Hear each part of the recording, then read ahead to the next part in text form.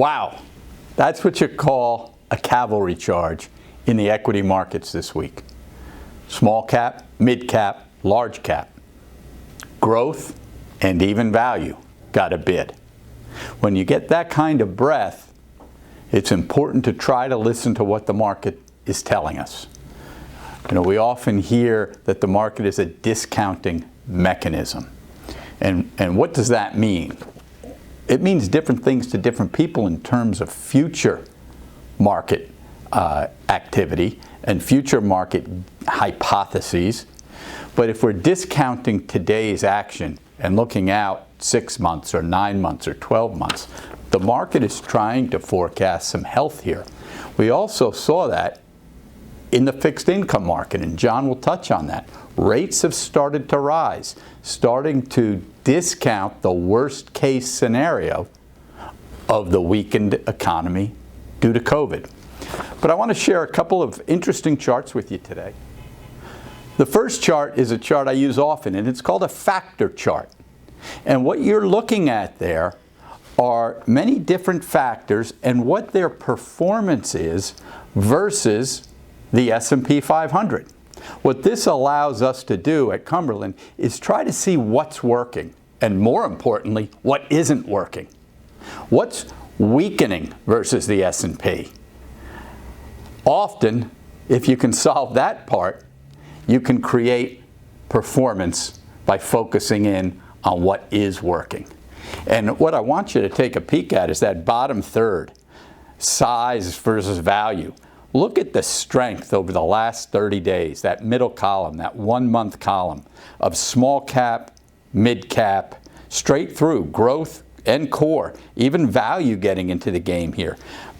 But the thing I want to really focus on is what we've been discussing for the last 5 or 6 weeks, and that is the breadth expansion in this market. You saw it again this week. Strongest index this week out of the broad indexes, Russell 2000. What's the Russell 2000?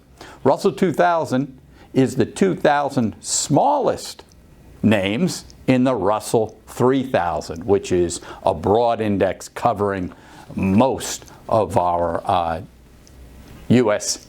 equity market. So when you see the Russell 2000 up 6.5% this week, that's very encouraging.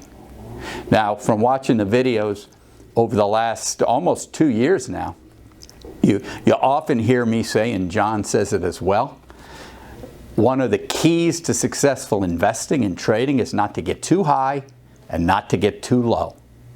To try to keep your emotions in check and try to understand that the person in the mirror is your biggest obstacle to successful trading. So when we see multiple good things happening here, we get very positive in terms of the positions we've put on. But we also have to at least check back and see how much of this forward positive hypothesis is already priced into the market. We don't know the answer to that. Nobody does. There'll be headline after headline predicting what's going to happen in 2021. The markets will tell us what's going to happen. In terms of where we're looking to add exposure, it's really in some of these cyclical names that have worked so well for us over the last 4, 6, 8 weeks. Again, basic materials, industrials. We're hearing over and over that the market is expensive. Boy, if you start digging into this market, it's not that expensive. When I look at industrials trading at a PE of 15 with a growth rate of 20 and throw a 2 or 3% dividend yield on there. Have to dig down, look at what's working. Second chart I want to share with you gets back to relative strength. Relative strength is a key component here at Cumberland. We like to see what's working peer versus peer, what's working index versus index, what's working country versus country internationally. This is a fascinating chart. Take a look at the performance of the alternative energy plays over the last 3 months. That's a 3-month chart I have up there for you today. Look at the performance in solar. Solar energy, that basket made up and dominated by technology, by semiconductor stocks. Look at the performance in wind energy, water.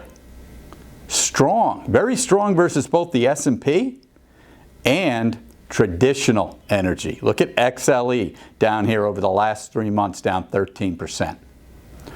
So when we started focusing on alternative energy early in the year, it had started to separate itself from traditional energy and from the S&P. It started to outperform the S&P as a group. So that kind of relative strength tipped its hand. David Kotok, our CIO, tremendous trade he's put on here. He is a big fan of alternative energy. We found some ways to play it, and we've had some nice performance out of it. The Moose is next. He's back in Sarasota, and he's celebrating his 20th year at Cumberland. So stay tuned for all things fixed income. Good afternoon. It's John Mousseau. I am the President, CEO, and Director of Fixed Income here at Cumberland Advisors. It's Friday afternoon. I want to thank my colleague, Matt McAleer, for a great introduction. It's hard to believe I've been here 20 years, and I think the greatest thing is that I look forward to it now just as much as I did 20 years ago. It's been those kind of markets.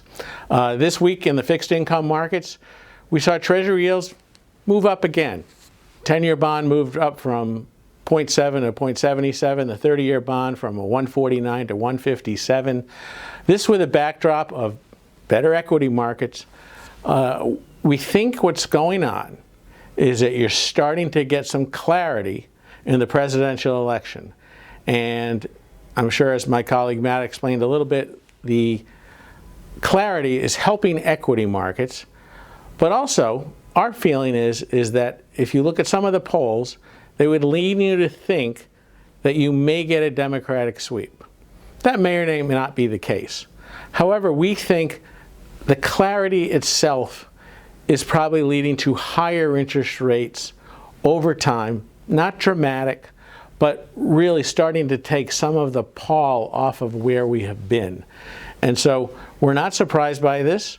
We know on the muni side where yields are about maybe 15 basis points higher than the Treasury yields I just talked about, you're starting to see the calendar build. We expect that. I talked a little bit about that last week. As you get into the fall, this is traditionally what happens in October and November. The calendar builds. There's a little bit of give to the market. And then you get later in the fall and you start to get the rush towards year end. And we know there's a lot of rollover money in the bond markets, particularly in munis, at the end of the year. So we think that's important to keep in perspective too. It's kind of how we manage the portfolios. This week, initial jobless claims pretty much where people thought they were. They're still hovering around that mid 800,000, below 1 million, but still something we want to see go lower. This week coming up, we see CPI, we see PPI. We expect small increases in that, as I've spoken about in the past. Inflation coming off the floor that we saw back in the spring during the pandemic. So again, hoping the economy gets a little better, moving forward a little bit. Corporate spreads came in a little bit this week. So all in all, fixed income markets grudgingly moving higher with smaller yield increases. But we think in the long run that's pretty good for fixed income investors because higher interest rates, as long as they're manageable over time, lead to higher reinvestment rates. And that's a good thing. We hope you all have a great weekend, and thanks again.